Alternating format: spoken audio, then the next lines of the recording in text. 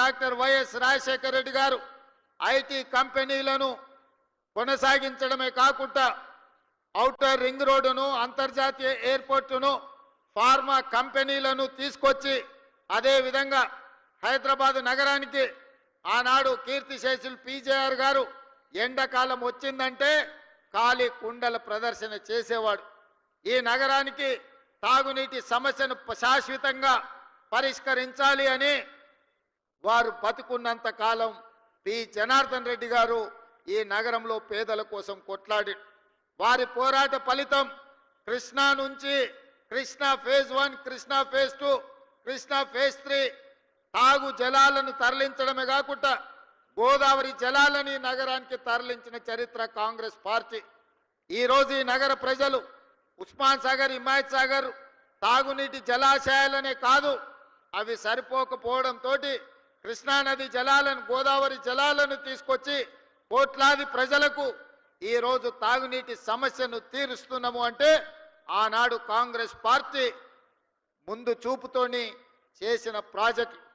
అవే కాదు, ఈరోజు మనం చూస్తున్న ఈ నెక్లెస్ రోడ్డు కానీ, అక్కడున్న ఈ ఫ్లైఓవర్లు కానీ, లేకపోతే ఆ బుద్ధుడు కానీ, లేకపోతే ట్యాంక్ బండ్ మీద కట్టిన గొప్ప మహానుభావుల విగ్రహాలు కానీ, ఆనాడు ఎన్టీ రామారావు గారు, కోట్ల విజయభాస్కర్ రెడ్డి గారు తీసుకున్న నిర్ణయాలు ఈరోజు ఈ నగరం ప్రపంచంతోనే పోటీ పడే విధంగా అభివృద్ధి చెందింది.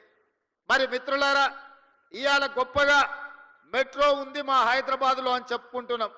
ఈ మెట్రోను హైదరాబాద్కు తీసుకొచ్చింది కేంద్రంలో అర్బన్ డెవలప్మెంట్ మంత్రిగా శ్రీ జైపాల్ రెడ్డి గారు విశేషమైన కృషి చేసి కేంద్ర ప్రభుత్వం నుంచి అనుమతులు ఇవ్వడమే కాకుండా కేంద్ర ప్రభుత్వం వందలాది కోట్ల రూపాయల నిధులు ఇస్తే ఆనాడు డాక్టర్ వైఎస్ రాజశేఖర రెడ్డి గారు ముఖ్యమంత్రిగా ఉండి ఈ నగరానికి మెట్రోను తీసుకొచ్చి ఇవాళ ప్రపంచంతోనే పోటీ పడే విధంగా ఇవాళ అభివృద్ధి చేసినాం.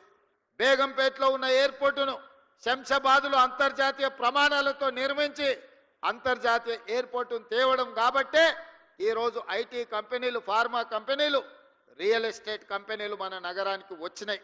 అందుకే ఈరోజు ఈ నగరం ఈ తెలంగాణ రాష్ట్రంకి వస్తున్న ఆదాయంలో 65% ఆదాయం రాష్ట్ర ఖజానాకు హైదరాబాదు, రంగారెడ్డి జిల్లాల నుంచే వస్తుంది అనంటే ఆనాటి ముఖ్యమంత్రులు ముందు చూపుతోటి ఈరోజు ఈ కార్యక్రమాలన్నీ చేపట్టింది కాబట్టి ఈ నగరం అభివృద్ధి చెందింది. మరి మిత్రులారా, ఈరోజు మీరు ఆలోచన చేయండి. గతం గొప్పగా ఉంది, గతంలో చేసిన వాళ్ళు బాగా చేసిరు, కానీ ఇది సరిపోదు. భవిష్యత్ తరాలకు ఇంకా అద్భుతమైన నగరాన్ని అందించాలంటే ఫ్యూచర్ సిటీని నిర్మించాల్సిన పరిస్థితి వచ్చింది. ఆనాడు ఒకనాడు ఇన్నర్ రింగ్ రోడ్ వేసినాం, ఆ తర్వాత ఔటర్ రింగ్ రోడ్ వేసినాం. ఇవాళ inner ring road, outer ring road సరిహద్దులు దాటి రీజనల్ రింగ్ రోడ్డు నిర్మించుకోవాల్సిన పరిస్థితి వచ్చింది. అందుకే ఈనాటి ప్రభుత్వం 360 కిలోమీటర్లతో తెలంగాణ మణిహారంగా రీజనల్ రింగ్ రోడ్డును దాదాపుగా 35,000 కోట్ల రూపాయలు వెచ్చించి కేంద్ర ప్రభుత్వం నుంచి సాధించుకొని రీజనల్ రింగ్ రోడ్డు నిర్మించడానికి ఇవాళ మన ప్రభుత్వం ప్రయత్నం చేస్తుంది. ఆ దిశగా కేంద్ర ప్రభుత్వం మీద ఒత్తిడి తీసుకొస్తున్నాం.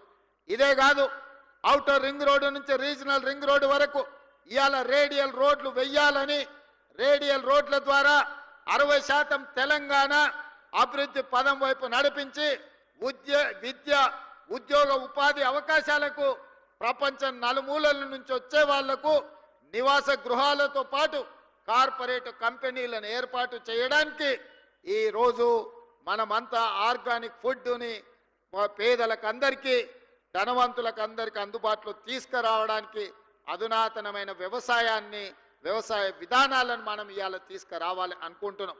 అదేవిధంగా ఇబ్రహీంపట్నం దగ్గర అంతర్జాతీయ స్థాయి కూరగాయల మార్కెట్ను దాదాపుగా 250 ఎకరాలలో అంతర్జాతీయ ప్రమాణాలతోటి వెజిటబుల్ మార్కెట్ కాదు, ఫ్రూట్ మార్కెట్, డైరీ ప్రోడక్ట్స్, అదేవిధంగా పౌల్ట్రీ ప్రోడక్ట్స్, మీట్ ప్రోడక్ట్స్ అన్నిటిని కూడా ఒకే దగ్గర కట్టి రైతులు పండించిన పంట ఈరోజు దాచుకోవడానికి కోల్డ్ స్టోరేజ్ లేవు.